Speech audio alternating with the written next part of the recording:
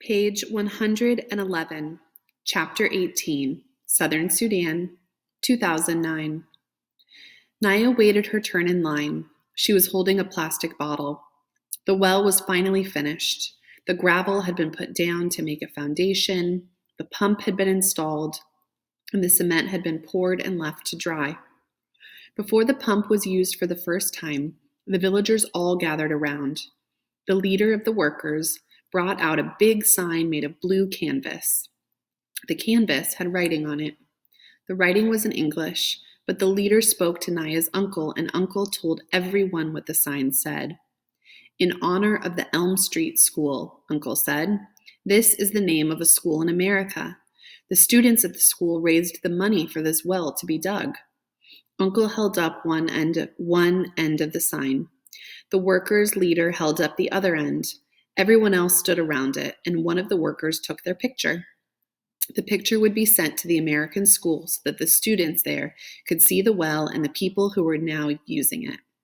Then the villagers all got in line to wait for their turn for water from the new well. When Naya reached the head of the line, she smiled shyly at her uncle, who paused in his work for a moment to smile back at her. Then he began moving the pump handle up and down, up and down. A stream of water flowed from the mouth of the pump. Naya held her bottle underneath the pump mouth. The bottle filled up quickly. She stepped aside to let the next person fill a bottle. Then she drank. The water was delicious.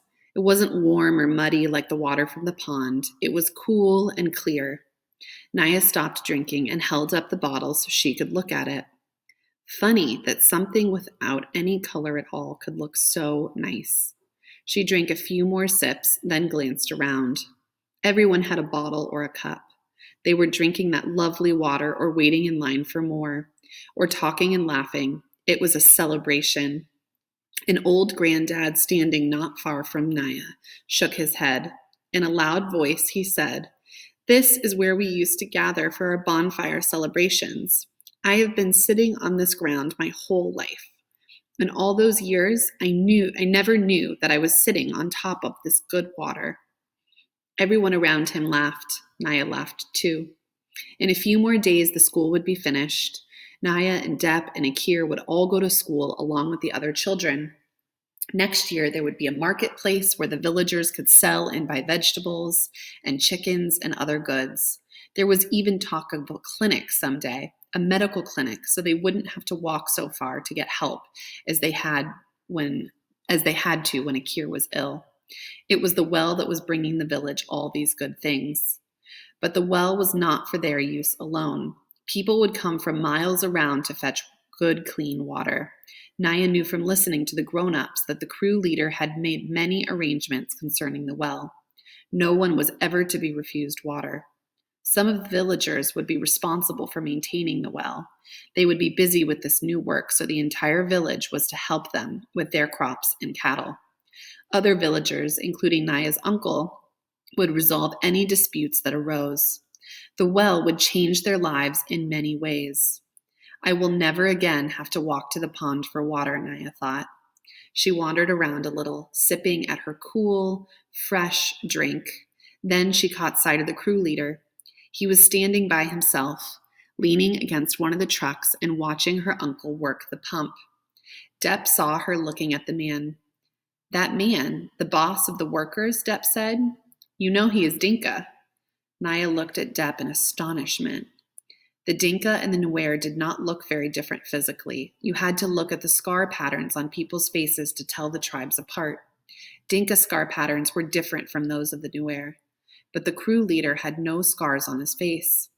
Naya had heard some of the teenage boys talking about that, wondering why he had no scars when clearly he was a grown man. The leader's assistant was Nuer. So were most of the crew.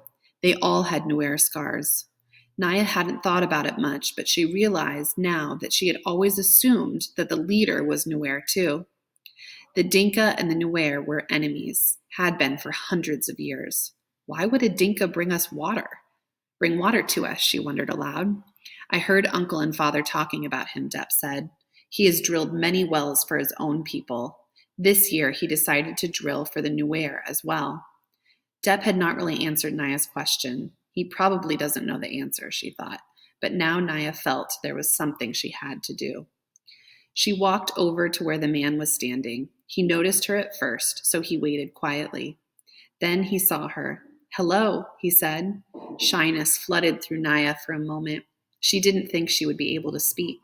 She looked down at the ground, then at the stream of water still flowing from the pump mouth, and she found her voice. "Thank you," she said, and looked up at him bravely. "Thank you for bringing the water," Thank you for bringing the water. The man smiled. "What is your name?" he asked. "I am Naya." "I'm happy to meet you, Naya," he said. "My name is Salva."